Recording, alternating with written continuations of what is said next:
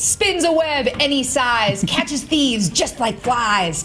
Look out, it's the new Spider-Man Homecoming trailer. We've got it right here on Screen Junkies News.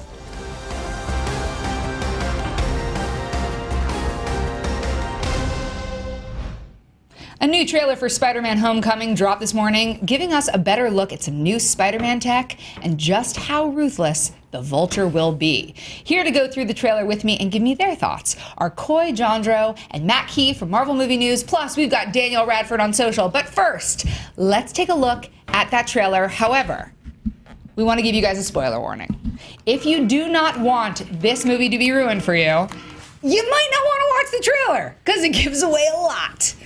All right, Jonathan, let's go. Ooh.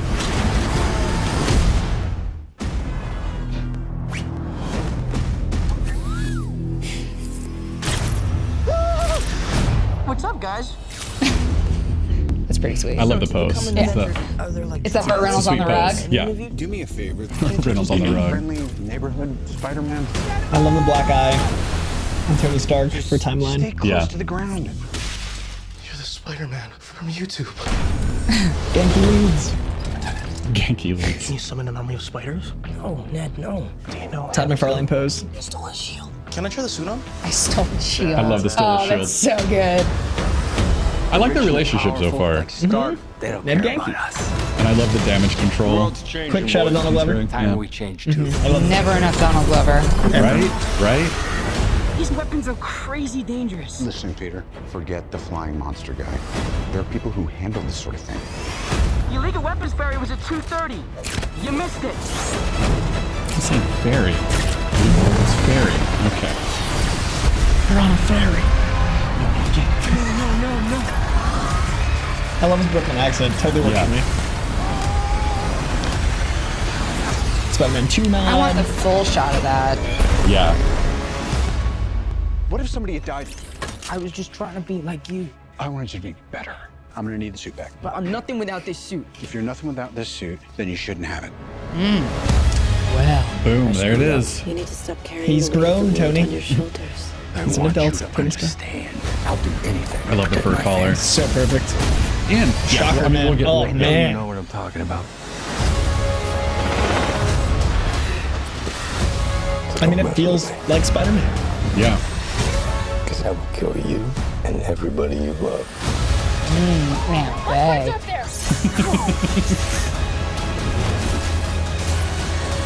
The guy is still out there. I've just got to do this on my own.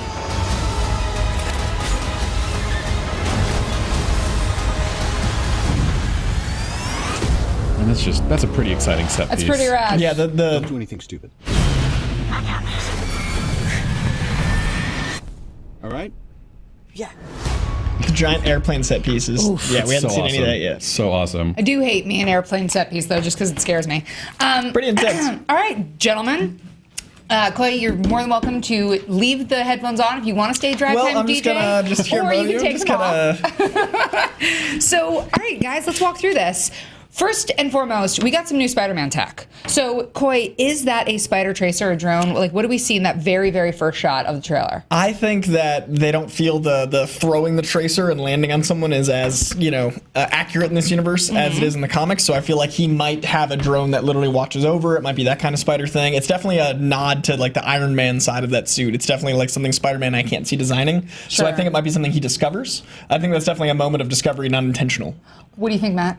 I totally agree. I think that it's a possibility that like it's a spider tracer, but I definitely think that it's something that he doesn't even know exists. Yeah. And I think like maybe the suit, he's like, man, I really wish I could do this thing. And then the suit's like, wait, you can. And I think that his goggles definitely have, input because they're definitely mechanized, obviously, because he didn't change size. So I definitely think that's something that he can see through the drone. I think do you there's think, something. Do you think that we'll get like the classic shot of like Iron Man in his suit, like the heads up display? Do you think we'll have that with Spider-Man? With Spider-Man? Because then that's straight up With Iron like Man. the eyes? I don't think so, but we definitely have a much more expanded Iron Man presence in this trailer, which I think is very interesting. We get sort of mentor, we get sort of Father figure, like, but he also gets grounded, it's sensei.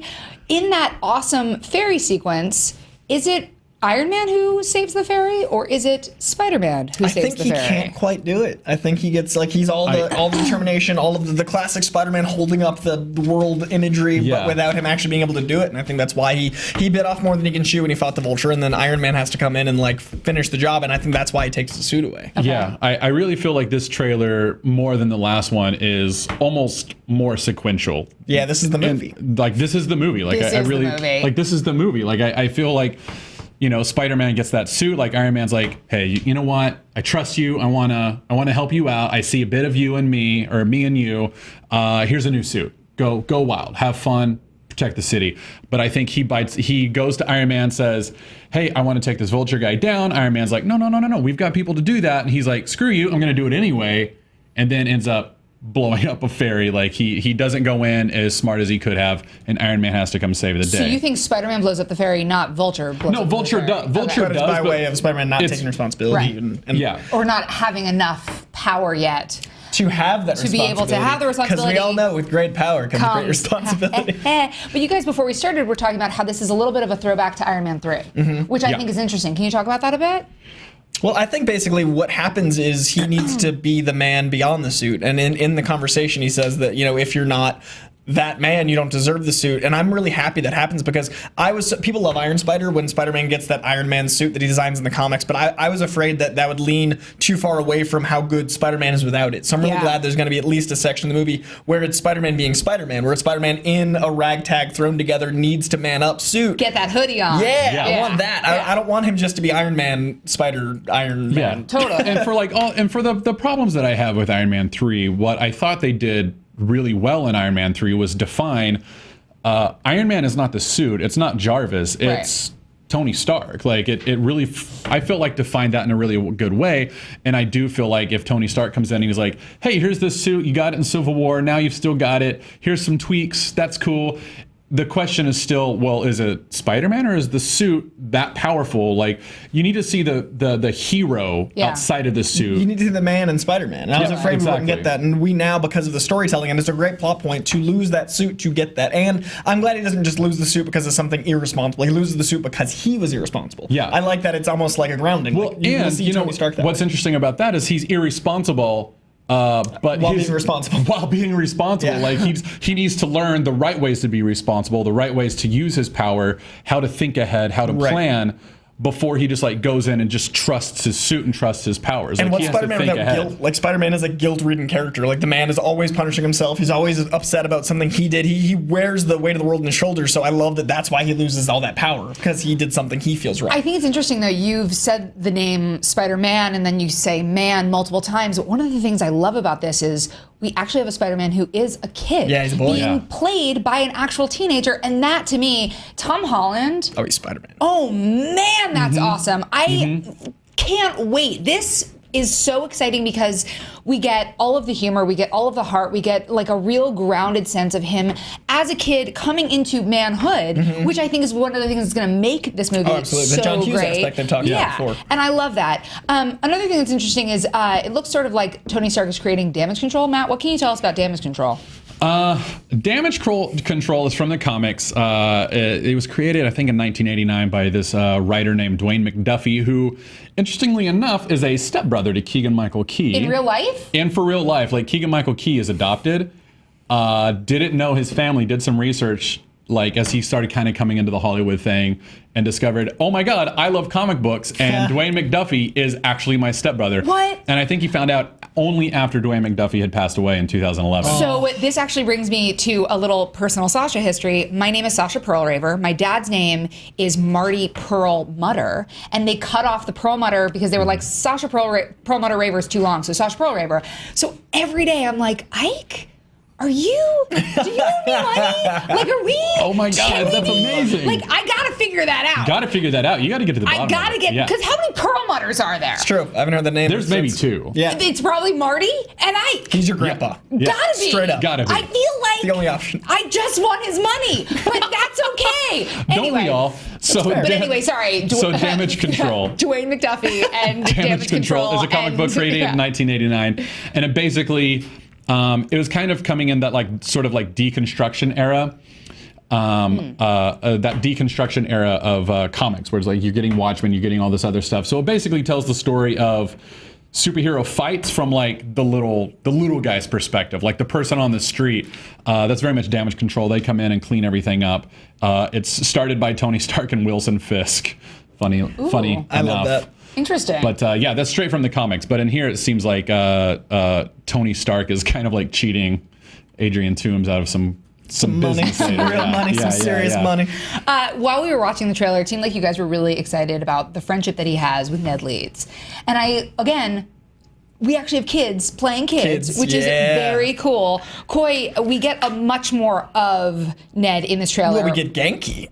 Like that is a man named Ned Leeds who's playing Genki. It's a very interesting move because Genki and Miles Morales have an amazing chemistry in the comics, and Miles Morales is a really fun character that is similar but very different to Peter Parker. So it's interesting they gave Peter Parker a Genki. Like they basically like took the greatest hits and made a Now album. Like they just were like, this works. Spider-Man, wow. Now that's what I call Spider-Man. That's the Now that best. is what I call Spider-Man. Now So that is I love Spider-Man. that they basically got because Spider-Man in the comics was historically a bit of a loner when he was in high school, and like he had friends in college, and he befriended Gwen Stacy, Mary Jane, Harry Osborn. They were all friends. But this is great because before he gets there, it's nice to have the guy to bounce stuff off of. Yeah. Because and you need that, like just like movie wise, like narrative wise. Yeah, you can't talk to himself, otherwise he's crazy. Right. So. If he's like walking down the hallways like Flash Thompson, harumph, like it doesn't work. It'd be really creepy. You'd be like, I don't know if I like this Tom Holland guy. He talks to himself a lot. So Genki's a great like voice of reason, and Genki's also a good like science bro. Oh, like cool. I like that he's like playing with Legos, which is directly from the comics,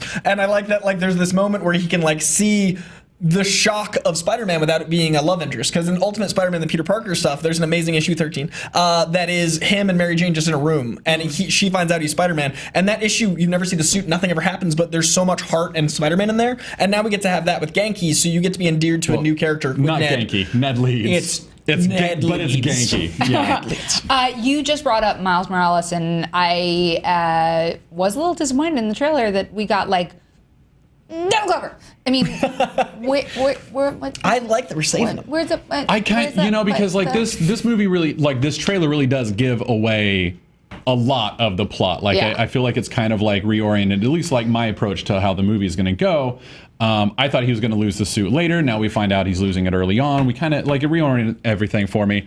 But I do love that they're still saving some of those surprises, and I really hope that we don't see any Donald Glover until the movie. Like I want to walk in and be like, oh, he's the Prowler? Oh, here we go. Oh, like, girl. like that's what I want to. And then that means he's related to Miles Morales in Which later means, movies. like, we can have and, that like, legacy, we can have which that is the legacy. character. Yeah, so that's what I'm hoping for. I hope he ends up being the Prowler, but I personally like that we've barely seen it. And I like the Prowler in the comics right now. They've brought the Prowler back in a big way. He's got his own series. He's got all this stuff. So if that's an indicator, and they sometimes do that, of where we're going with Donald Glover, who's more than strong enough to carry a Prowler movie, then we'll have a great shared universe, which is clearly what they're doing. So, question for you guys: we get a lot in this trailer. Do you feel like they keep promising that it's not going to be an origin story? Is this sort of an origin story without the origin, but still an origin story?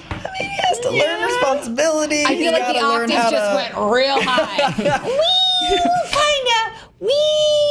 I mean, like, he has to learn all of the things without the suit, so he's got to grow that power set. He's got to learn, like, what it means to be responsible. He's got basically the arc of the quest aspect is all there. It's just we don't have to see him get bit by the spider and experience all the stuff we've seen in 17 movies. Right. It's the perfect win-win. You get to have an origin of responsibility without the origin of radioactive spider. But yeah, I think that there's something to be said for like the thing that kicks off Spider-Man into learning how to be Spider-Man is letting the criminal go so that his Uncle Ben is shot, and he kind of takes that on his fault. I think the ferry getting blown up and then Iron Man having to come in and save it is almost his New Uncle Ben. His new Uncle Ben moment in this movie, where he's like, oh my God, I can't believe I let myself get that out of control. I almost did this terrible, awful thing. I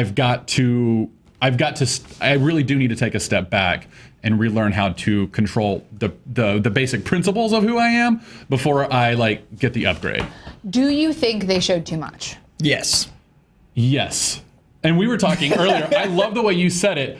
I hate that they showed so much, but I love the movie that they showed. I love the whole movie they showed. I just don't love that I know the whole movie they showed. Like I have a strong affinity towards this film that is the whole film. Like I now know A to Z missing some letters, but I now love that movie. Sure. I'm so Yeah. excited. And I was talking with some of the crew here before we started shooting, and one of the things we kind of said was like, this trailer very heavily leans on Michael Keaton and Robert Downey Jr. We see a lot more of those two guys in this trailer, and it feels very much like Disney knows it's all about IP right now. That's Oh, look at teeny tiny John Favreau in the back. made me real happy. Teeny tiny, just a little happy. Okay. Disney knows it's IP. It's Iron Man. It's Spider-Man. It's these bigger. It's the Avengers. But I feel like Sony is still kind of playing with the old handbook of no, but it's Michael Keaton and Robert Downey Jr. Right. It's a tricky line. At least to walk. I wonder about that. I love the way they just feathered in that one Captain America moment. That was such a great cameo. That's so And it great. being a fitness, the fitness challenge. The fitness challenge is perfect. It's really beauty, perfect. If you know Captain America, knowing he couldn't pass his fitness challenges, and then now he's Captain America, there's just so much comic lore in that one image that's amazing and perfectly for this universe. And I stole his